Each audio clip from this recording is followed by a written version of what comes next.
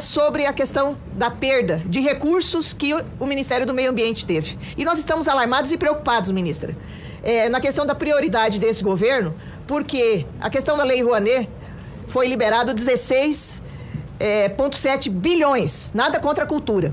Mas um momento tão alarmante e no ano que nós já sabíamos que estava previsto toda essa situação, o governo cortar mais de 700 milhões de um ministério que precisava de investimentos, foi feito esse corte. Mas eu também não posso deixar de manifestar a minha preocupação para saber se essa determinação e essa dedicação que a senhora tem vai contar, ou pode contar, com o apoio governamental.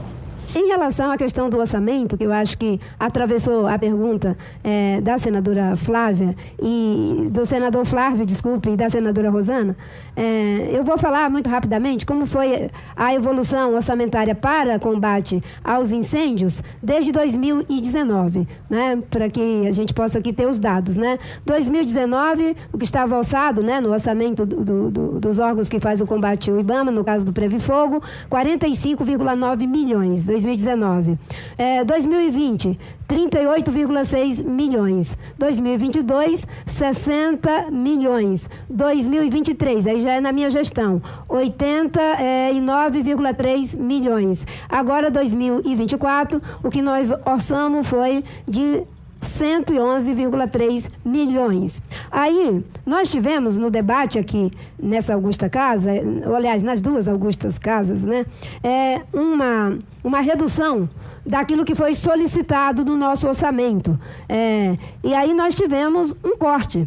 O total do que o IBAMA e o ICMBio haviam pedido, teve um corte, no caso do ICMBio, de 13,8%, né? 13,8 milhões, e no caso do IBAMA, um corte de 4,6 milhões, num total, né, de termos ali uma redução de 18 milhões de reais, quando soma todos os cortes que Vossas Excelências, não todos, obviamente, fizeram. Nós vivemos um paradoxo, né? E há uma cobrança, e eu vejo essa cobrança, e aí eu não entro no debate, mas eu entendo a questão das responsabilidades fiscais, que o governo tem que não extrapolar o teto de gastos. Esse debate ele é feito intensamente. Meu querido amigo ministro da Fazenda realmente tem que ter uma almofada no lombo, porque o tempo todo bate para aquele corte. E depois é criticado porque cortou. É igual um vizinho que o cachorro ganhia e dizia: por que esse cachorro está sendo disciplinado? Porque está comendo sabão. E depois o cachorro ganha: mas meu Deus, e agora? Por que ele está sendo disciplinado, né, o bichinho? Para aprender que sabão não é coisa de se comer. Então, o governo o tempo todo, ele é criticado e apanha para cortar e depois apanha porque cortou. Mas no caso do Ministério do Meio Ambiente, entendendo e se somando às preocupações que eu vi Vossas Excelências aqui manifestando, né? No último corte, mesmo com toda a pressão que tinha que fazer um corte grande, o ministro Fernando Haddad, o único ministério que não foi cortado foi o Ministério do Meio Ambiente. E ainda bem. Por quê? Porque eu até poderia, né? Mas aí não seria possível, porque a gente tem que fazer política com ética, né? De dizer: não, coitado do ministério. Não. Há um corte que é feito em todos os ministérios por uma cobrança e uma exigência em relação ao teto de gastos. E há um esforço o tempo todo que é feito para fazer a suplementação orçamentária desses gastos. Inclusive, além de repor o que Vossas Excelências cortaram, o governo acaba de aprovar um crédito extraordinário de 170 milhões para o Ministério do Meio Ambiente, o Ministério da Defesa e os outros setores, a Polícia Federal, o Ministério da Justiça e assim por diante. E agora, nós já estamos com mais um crédito para o combate no caso da Amazônia. Portanto, não procede, enfim, eu sei que a gente tem que trazer as informações de que o governo não está priorizando. Está priorizando e muito. A sala de crise que foi montada tem um conjunto de ações que exige um esforço orçamentário. Agora mesmo nós vamos fazer mais 3 bases multiagência interfederativa. na Amazônia. Isso tem custo para a Defesa, tem custo para o Ministério do Meio Ambiente, IBAMA, ICMBio, e tem custo para o Ministério da Justiça, Polícia Federal. Da onde estão vindo esse orçamento? Esse recurso está vindo, né, da prioridade que o governo faz. É preciso criar um marco regulatório, criando a figura da emergência climática.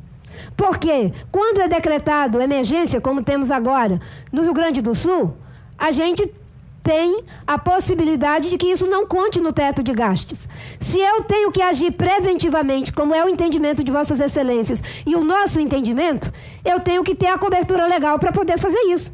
Se não fosse o governo federal ter feito o aporte dos recursos que fez, com 17 aeronaves, com o KC-390, com 800 brigadistas, chegando a um momento a 900, se não fosse o governo federal ter feito o crédito extraordinário, inclusive alocando recursos do Ministério da Justiça para o Corpo de Bombeiros do Estado, se não fosse o governo federal agindo como está agindo, não teria a menor condição, senadora, de ter empatado o jogo.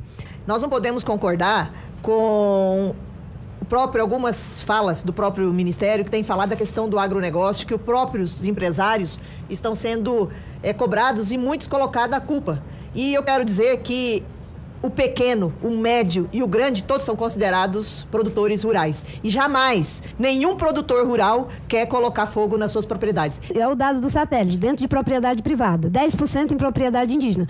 Nós não adjetivamos, foi o proprietário, foi o indígena, nós não adjetivamos, nós trazemos o dado. A Polícia Federal abriu 32 inquéritos, 2 em São Paulo, eu acho, a maior parte no Pantanal. Ele já tem a origem de onde se propagou o fogo e a investigação que vai dizer. Obviamente que quem tem a propriedade privada acaba sendo vítima também, mas a prática do fogo, no período em que ele está proibido pelo Estado e pelo governo federal, constitui fazer algo ao arrepio da legalidade.